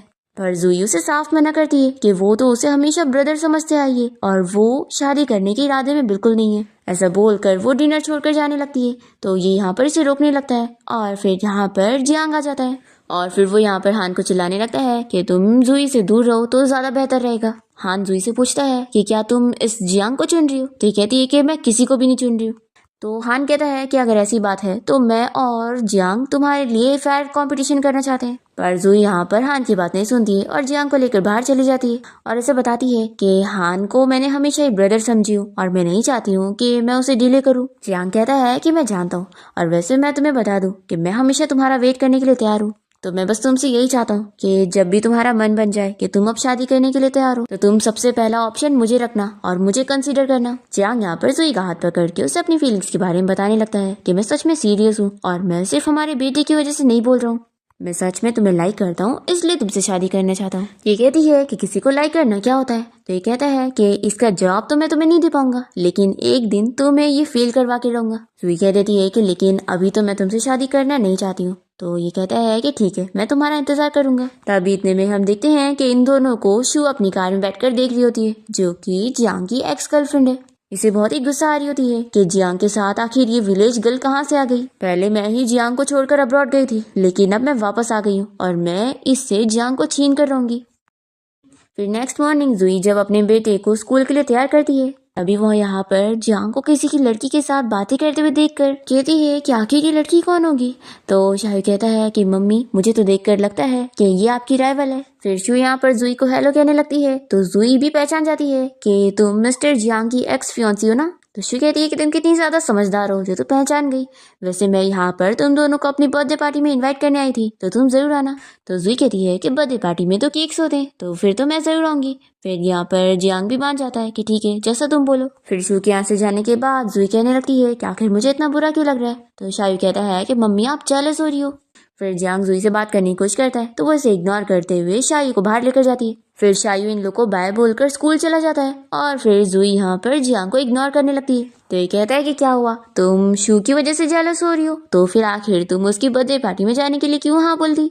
ये कहती है कि मुझे केक्स पसंद है इसलिए, और तुम हंसो मत, ठीक है। ऐसा बोलकर उसे अपने क्लोज करती है। तभी यहाँ पर जियांग तो उसे किस कर लेता है, तो ये जल्दी से उसे दूर कर देती है। फिर शायू स्कूल से घर आने के बाद जियांग से कहता है कि डैडी, मैं पहले तो आपकी और मम्मी की शादी के लिए बहुत ही खुश था, लेकिन आज आपने जो किया है ना, उसकी वजह से मैं बहुत ही डिसअपॉइंटेड हो चुका हूँ। आखिर आपने उन आंटी शू को घर पे क्यों लिया था? तो ये कहता है कि मैं उसे दरवाजे से भगा थोड़ी ना सकता था। तो शायू कहता है कि फिर आपको उनकी बर्थडे पार्टी में जाने के लिए हाँ तो नहीं बोलना चाहिए था। तो जियांग कहता है कि मैंने नहीं, तुम्हारी मम्मी ने हाँ बोली है। तो शायू कहता है कि आप कितने बुद्धू हो, मम्मी ने तो बस ऐसे ही पोलाइटली हाँ बोल दी थी, लेकिन आपको कोई मौका देकर इस पार्टी में जाने के लिए मना करना चाहिए था। फिर जियांग शू को बाहर मिलने के लिए बुलाता है और उसे उसका बर्थडे गिफ्ट देता है और कह देता है कि मैं तुम्हें ये पहले से ही दे रहा हूँ क्योंकि मैं तुम्हारी पार्टी में नहीं आने वाला हूँ। हाँ, जब तुम मेरे साथ शादी कैंसिल करके अब्रॉड चली गई थी तब से ही हमारे बीच में सब कुछ खत्म हो गया था, इसलिए तुम मेरे पीछे पड़ना छोड़ दो तो ही तुम्हारे लिए बेहतर है। ऐसा बोलकर ही चला जाता है। फिर वो जब घर आता है तो जुई तो यहाँ पर पार्टी में जाने के लिए रेडी होती है। तभी वो उसे बताता है कि आज हम बर्थडे पार्टी में नहीं जाएंगे बल्कि तीनों मिलकर अम्यूजमेंट पार्क में जाएंगे। तो ये सुनकर तो वो खुश होती है और कहती है कि मैं आज तक अम्यूजमेंट पार्क में नहीं गई। फिर जियांग यहाँ पर जुई के हील्स चेंज करने में हेल्प करता है और फिर तीनों ही अम्यूजमेंट पार्क जाकर बहुत ही एंजॉय करते हैं। फिर रात में जब शायू सो जाता है तो जियांग अपने असिस्टेंट को उसे घर ले जाने के लिए बोल देता है और फिर जियांग और जुई अपनी लेट नाइट डेट एंजॉय कर रहे होते हैं। तभी जुई उसके पास आकर उसके शोल्डर पर सर रखकर सोने लगती है। तभी वो उसकी और अपनी किस याद करते हुए उसे फिर से किस करने वाला होता है। तभी वो उठ जाती है और कहती है कि तुम क्या करने वाले थे? ये कहता है कि तुम बहुत ही ब्यूटीफुल लग रही थी इसलिए मैं तुम्हें किस करने जा रहा था। वो उसे फिर से बताने लगता है कि मैं तुम्हें सच में बहुत लाइक करता हूँ। तो जुई उसे कहती है कि तुमने मुझे अब सेड्यूस किया है। फिर वो उसे किस कर लेती है। फिर नेक्स्ट मॉर्निंग जुई जियांग और अपनी किस के बारे में सपना देखते हुए उठती है और सोचती है कि आखिर अब मेरा और उसका क्या रिलेशन है। तभी इतने में जियांग यहाँ पर आकर उसे गर्लफ्रेंड बोलते हुए गुड मॉर्निंग कह रहा होता है। तो जुई बहुत ही शाय फील करने लगती है। इसके बाद जियांग और जुई जब साथ में बैठे होते हैं तो यहाँ पर शायू आ जाता है और कहता है कि मम्मी डैडी बीच में मेरी जगह बनाओ, मैं बीच में बैठना चाहता हूँ। तो जियांग कहता है कि नहीं, मैं तो नहीं हटूंगा। तो शायू कहता है कि डैडी अगर आप नहीं हटेंगे ना तो फिर मैं मम्मी को हमारे बीच की डील के बारे में बता दूंगा। तो जियांग को उसकी जगह बनानी पड़ती है और फिर शायू बीच में बैठकर कहता है कि ये हुई ना फैमिली वाली बात। चलो मम्मी डैडी अब ये बताओ कि आप दोनों शादी कब करने वाले? तो जियांग बताता है कि जब तुम्हारी मम्मी रेडी होगी तभी हमारी शादी होगी। इतने में यहाँ पर जियांग की मॉम आ जाती है और वो कहती है कि चलो तुम दोनों को अब वेडिंग ड्रेस ट्राई करने जाना होगा। तो ये सुनने के बाद शायू तो बहुत ज्यादा खुश हो जाता है कि मम्मी वेडिंग ड्रेस पहनने वाली है। फिर इसके बाद जुई यहाँ वेडिंग ड्रेस में रेडी हो जाती है और जैसे ही जियांग उसे देखता है तो बहुत ही खुश होने लगता है। हम देखते हैं कि शू ने जियांग की मॉम को बाहर मिलने के लिए बुलाई होती है। तो जियांग की मॉम पहले तो उससे बहुत अच्छे से बात करती है कि वो इतने टाइम बाद अब्रॉड से वापस आई है। शू उनसे कहती है कि आपको नहीं लगता कि जुई जियांग के लायक है ही नहीं क्योंकि वो एक नाजायज बेटी है। तो जियांग की मॉम ये सुनते के साथ ही शू से कह देती है कि तुम मेरी डॉटर इन लॉ के बारे में ये सब नहीं बोल सकती हो और मुझे अब तुम्हारे से कोई बात नहीं करनी है। ऐसा बोलकर वो चली जाती है और फिर वही जियांग और जुई को वेडिंग ड्रेस में देखकर बहुत ही खुश होती है और कहती है कि तुम दोनों की अब शादी होने जा रही है तो मैं बहुत ज्यादा हैप्पी हूँ और जुई अब मैं अपने बेटे को तुम्हें दे रही हूँ। जुई कहती है कि मॉम आप फिक्र मत करो, मैं फ्यूचर में आपके बेटे को कोई भी गलतियां करने नहीं दूंगी। और फिर वो जुई से पूछती है कि वैसे क्या तुम शू को जानती हो? तो ये बताती है कि हाँ, वो अभी अब्रॉड से वापस आई है। जियांग की मॉम कहती है कि देखो वो कोई अच्छी पर्सन नहीं है इसलिए तुम उससे बच के रहना क्योंकि वो कुछ भी कर सकती है, क्योंकि वो तुम दोनों के साथ से बिल्कुल खुश नहीं है। जुई कहती है कि मॉम आप फिक्र मत करो, हम लोग ऐसे लोगों पे ध्यान ना दे तो ज्यादा बेहतर रहेगा और वैसे भी आप और मैं तो फाइटिंग में माहिर है ही, हमें कोई बुली नहीं कर सकता। तो जियांग की मॉम कहती है कि हाँ ये तुमने सही कहा। फिर उसके बाद जुई अपने बेटे शायू को स्कूल से पिक करने के लिए जाती है और तब यहाँ पर हान भी आया होता है और वो जुई से कहता है कि मैं तुम दोनों को घर ले जाने आया हूँ। तभी इतने में यहाँ पर जियांग भी पहुंच जाता है। तो शायू से देखकर खुश हो जाता है कि मेरे डैडी भी यहाँ पर आ गए। जियांग कहता है कि हाँ, अगर मैं यहाँ पर नहीं आता तो मेरे बेटे और मेरी वाइफ को तो कोई और ही लेकर चला जाता। फिर जियांग और हान को ऐसे एक दूसरे से जेलस होता हुआ देखकर जुई सोचती है कि यहाँ का एटमॉस्फेयर कैसा बन गया है। फिर इसके बाद ये सभी साथ में मिलकर बाहर डिनर पे जाते हैं और जियांग और हान एक दूसरे से आर्ग्यूमेंट ही कर रहे होते हैं। जुई इन लोग को वार्न करती है कि अगर तुम दोनों यहाँ पर झगड़ा करोगे और मुझे ठीक से खाना नहीं खाने दोगे तो मैं तुम दोनों को ही मारूंगी। तो ये लोग कहते हैं कि ठीक है, हम तुम्हारी सुनेंगे। फिर वो लोग शांति से खाना खाने जाते हैं और दोनों को ही एक ही चीज खानी होती है। तो दोनों ही गुस्सा होने लगते हैं और जुई इन लोग को देख रही होती है कि इनका झगड़ा तो खत्म ही नहीं होता। फिर डिनर के बाद वो हान से बाहर अकेले में बात करती है और उससे समझा देती है कि वो उसे कभी पसंद नहीं करने वाली है क्योंकि वो उसका सिर्फ हमेशा ब्रदर रहेगा। फिर वो भी मान जाता है कि ठीक है। तो वो कहता है कि ठीक है, मुझे तुम्हारा डिसीजन मंजूर है, अगर तुम्हें जियांग पसंद है तो मैं तुम दोनों को सपोर्ट करूंगा। तभी शायू यहाँ पर जियांग के साथ होता है और जियांग कहता है कि आखिर तुम्हारी मम्मी हान से क्या बात कर रही होगी। तो ये कहता है कि डैडी आप मम्मी से डायरेक्टली पूछ लेना ना। तो ये कहता है कि नहीं, अगर मैं उसे पूछूंगा तो उसे ऐसा फील होगा कि मैं उसे कंट्रोल कर रहा हूँ। फिर हम देखते हैं कि जुई अपने रूम में होती है, तभी इतने में यहाँ पर जियांग आ जाता है और इसे देखकर वो पूछती है कि आखिर तुमने इतनी ड्रिंक क्यों कर ली है, क्या तुम हान की वजह से ड्रिंक कर रहे थे। ये कहता है कि तुम मुझे बताओ कि आखिर तुम्हारा और हान का क्या रिलेशन है। तो ये इसे पकड़ के कहती है कि तुम कान खोल कर सुनो, मैं और हान सिर्फ ब्रदर और सिस्टर है और कुछ भी नहीं, और मैं सिर्फ एक ही पर्सन को लाइक करती हूँ और वो सिर्फ और सिर्फ तुम हो। ये सुनते के साथ ही जियांग यहाँ पर इससे केस करने लगता है। फिर वो उसे कहता है कि क्यों ना हम लोग शायू को एक सिस्टर भी दे दे। ये सुनते के साथ ही ये इसे चिल्लाती है और कहती है कि आप भी रूम से बाहर निकलो, ठीक है, और सोने जाओ। फिर उसे जाना ही पड़ता है और ये सोचती है कि अच्छा हुआ मैं तो बच गई, मैं भी बहुत ही यंग हूँ और फिर से प्यार के चक्कर में पड़ने वाली थी। फिर नेक्स्ट मॉर्निंग जियांग और शायू जब अपने स्कूल और ऑफिस के लिए यहाँ से चले जाते हैं तो जुई अपना लगेज लेकर इसके घर से निकलने लगती है और सोचती है कि मैं अपने बेटे शायू के लिए सॉरी हूँ, लेकिन मैं कुछ नहीं कर सकती, मुझे उसके डैडी से दूर रहना ही होगा, नहीं तो फिर मैं उसके जाल में फंस जाऊंगी और जो अपना मजे करने वाला फ्यूचर था वो खराब कर लूंगी। ऐसा बोलकर वो चली जाती है। फिर शायू स्कूल से घर आने के बाद जियांग को इस बारे में आके बताता है कि मम्मी घर से भाग चुकी है और वो हम दोनों को छोड़कर चली गई। ये सुनते के साथ ही जियांग जल्दी से जुई के रूम में आता है और देखता है कि वो उसके लिए नोट छोड़ कर गई है जिसमें उसने लिखी होती है कि मैं अब यहाँ से जा रही हूँ, तुम शायू का ख्याल रखना। फिर ये याद करता है कि इसने जुई को बोला था कि क्यों ना हम शायू को एक सिस्टर दे दे। इसे बहुत ही पछतावा होता है कि मैं इतना जल्दी में था कि मैंने उसे डरा ही दिया और वो मुझसे डर के भाग गई। शायू कहता है कि मेरी मम्मी तो किसी से भी नहीं डरती है, तो आखिर वो आपसे कैसे डर सकती है। जियांग कहता है कि तुम बड़ों की बात नहीं समझते हो। तो शायू कहता है कि नहीं, मैं तो सब समझता हूँ और देखो मैं नहीं चाहता आप मम्मी को वापस लेकर आओ। जियांग कहता है कि फिक्र मत करो, मैं तुम्हारी मम्मी को वापस लेकर आऊंगा। आखिर ऐसे कैसे, मुझसे प्यार करने के बाद वो मुझसे दूर भाग सकती है। फिर जियांग जुई को कॉल करने लगता है तो इसे पता लगता है कि उसने इसका नंबर ब्लॉक कर दिए। फिर ये तुरंत ही अपने असिस्टेंट को उसका लोकेशन पता करने के लिए बोलता है और हम देखते हैं कि तभी यहाँ पर इसकी मॉम आ जाती है और इसे चिल्लाने लगती है कि शायू ने मुझे सब बता दिए कि तुमने जुई से फाइट करे और वो तुम्हें छोड़कर चली गई। तो ये कहता है कि मम्मी ऐसी बात नहीं है, आप शायू की बातों में मत आओ, वो कुछ भी कहता है और आप फिक्र मत करो, मैं जुई को कैसे भी करके ढूंढ के लाऊंगा। तभी यहाँ पर जुई के ग्रैंड माँ और ग्रैंड पा जाते हैं और ये लोग भी यहाँ पर जियांग को चिल्लाने लगते हैं कि तुम हमारी ग्रैंड डॉटर के साथ कैसे ट्रीट कर रहे हो, हमें हमारे ग्रेट ग्रैंडसन शाओ ने सब बता दिया है कि तुमने उसके साथ फाइट करे इसलिए वो तुम्हें छोड़कर चली गई। तो जियांग कहता है कि ऐसा बिल्कुल नहीं है। फिर यहाँ पर शायू को बुलाता है और कहता है कि चलो सब एक्सप्लेन करो। तो शायू कह देता है कि उसने सब झूठ बोला था क्योंकि वो अपने डर से गुस्सा है कि उनकी वजह से उसकी मॉम चली गई। फिर यहाँ पर जियांग बताता है कि असिस्टेंट ने मुझे जुई की लोकेशन बता दिया है, मैं अब भी उसे सेफली वापस लेकर आता हूँ।